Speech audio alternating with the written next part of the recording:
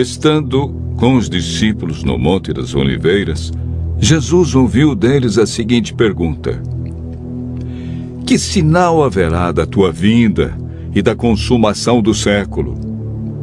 O mestre, então, enumerou vários sinais indicadores do seu retorno à terra. Alguns sinais destes apresentados tiveram cumprimento inicialmente em Jerusalém e serviram como maquete ilustrativa dos acontecimentos do fim. Outros sinais, porém, estão se cumprindo agora, em nossos dias. Todos os dias lemos e ouvimos nos jornais, rádio e televisão inúmeros acontecimentos. São várias as tragédias: terremotos, chacinas, roubo, enganos, crianças abandonadas, doenças, fome, guerras. O que diz a Bíblia sobre esses acontecimentos?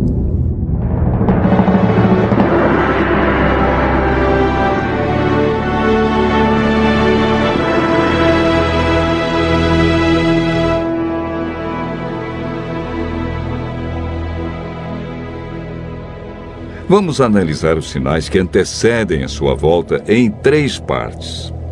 Primeiro, os sinais no mundo social. Segundo, sinais no mundo natural. E, por último, sinais no mundo religioso.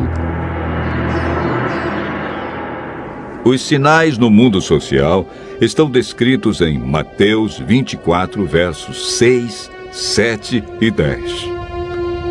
Jesus profetizou que antes de sua volta, o mundo estaria envolvido em guerras, fome, nação contra nação, reino contra reino, traição e ódio entre as pessoas. Na segunda carta de Timóteo, capítulo 3, versos 1 a 5, nos fala de tempos difíceis. Desemprego, fome, pessoas egoístas, avarentas, pessoas blasfemando de Deus, filhos desobedientes à paz, homens sem domínio de si. Esses sinais no mundo social são provenientes da obra de Satanás e não de Deus. Na segunda parte do nosso estudo, falamos a respeito dos sinais no mundo natural. Mateus 24, versos 7 e 29, fala de sinais que estão acontecendo e que já aconteceram. No dia 19 de maio de 1780, o sol escureceu. Esse dia ficou conhecido como o Dia Escuro. Na região leste dos Estados Unidos, tão densas eram as trevas que as lamparinas foram acesas ao meio-dia. A lua, embora fosse cheia, negou-se a iluminar. A ciência não conseguiu explicar esse fato sobrenatural, mas a Bíblia o apresenta como um dos sinais que antecede a vinda de Cristo. Em 13 de novembro de 1833, ocorreu uma deslumbrante queda de estrela jamais vista. Esses sinais já se cumpriram uma vez, mas antes da vinda de Jesus se repetirão com maior intensidade. Os sinais no mundo natural, como terremotos, enchentes e grandes calamidades que matam milhares de pessoas, indicam que Satanás está agindo até mesmo na natureza. Tratamos na terceira parte do nosso estudo sobre os sinais no mundo religioso. Mateus 24, versos 4 e 5, fala sobre o engano religioso que haverá no tempo do fim. Mateus, capítulo 24, verso 11, refere-se ao aumento das religiões. Somente no Brasil existem mais de 1.500 religiões cristãs. No mundo, são mais de 35 mil religiões cristãs. Jesus afirmou também que antes de sua vinda, os falsos cristos e falsos profetas operariam sinais e prodígios. Mas o que fazer diante de tantas religiões? O conselho de Jesus é claro. Ele diz: acautelai-vos para que ninguém vos engane, porque muitos virão em meu nome e enganarão a muitos. Segundo Pedro 2, versos 1 a 3, fala da atitude de líderes religiosos que são movidos pela ambição e acabam usando a religião, a Bíblia, milagres e o nome de Deus para explorar as pessoas que os procuram em busca de curas, sinais e prodígios. Outro sinal no mundo religioso é encontrado em Mateus 24, verso 14. Apresenta o sinal de Deus que indica que o fim realmente chegou.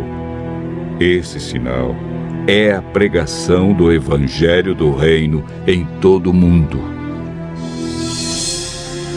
O apóstolo Paulo nos fala em Gálatas, capítulo 1, verso 6, de um outro evangelho que parece ser bíblico, mas não é. Esse evangelho é o falso evangelho de Satanás, pois este sabe que pouco tempo lhe resta e está empenhado em difundir os seus terríveis enganos. O que devemos fazer para não sermos enganados diante de tantas religiões? Em 1 João, capítulo 4, verso 1, encontramos a resposta. A Bíblia nos orienta a provar se os espíritos provêm de Deus ou não, ou seja, comparar. Aquele que quiser fazer a vontade de Deus deve comparar a doutrina da Bíblia com aquilo que outros ensinam. Por que Deus manda provar? De acordo com Mateus 7, verso 15, o engano vem parecendo verdade. Paulo afirma que não é de admirar, porque o próprio Satanás se transforma em anjo de luz. Não é muito, pois que os seus próprios ministros se transformem em ministros de justiça, e o fim deles será conforme as suas obras. Segundo Coríntios, capítulo 11, versos 14 a 15. Satanás tem poder para encantar as pessoas.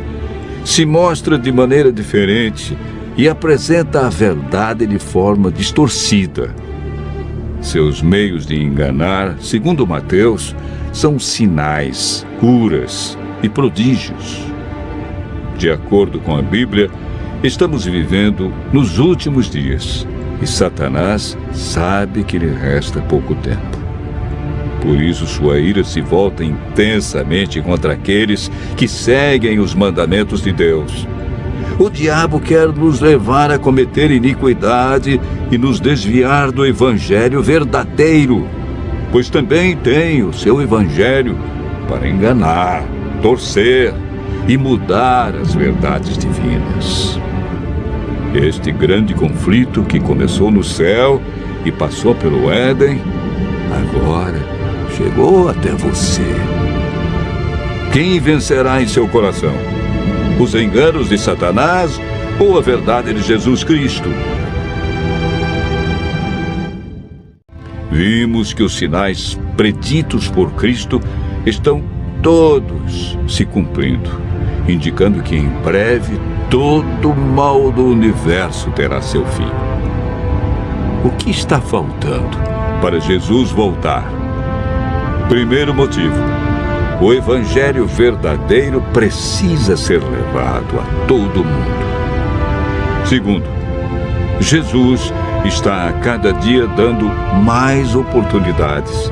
Ele é paciente e espera uma decisão de cada um de nós ao lado da verdade. Lucas 21, verso 28, declara que, ao começarem estas coisas a suceder, exultai e erguei a vossa cabeça, porque a vossa redenção se aproxima. Continue ouvindo a voz de Deus. Em breve, vamos contemplar Jesus vindo sobre as nuvens do céu com poder e grande glória.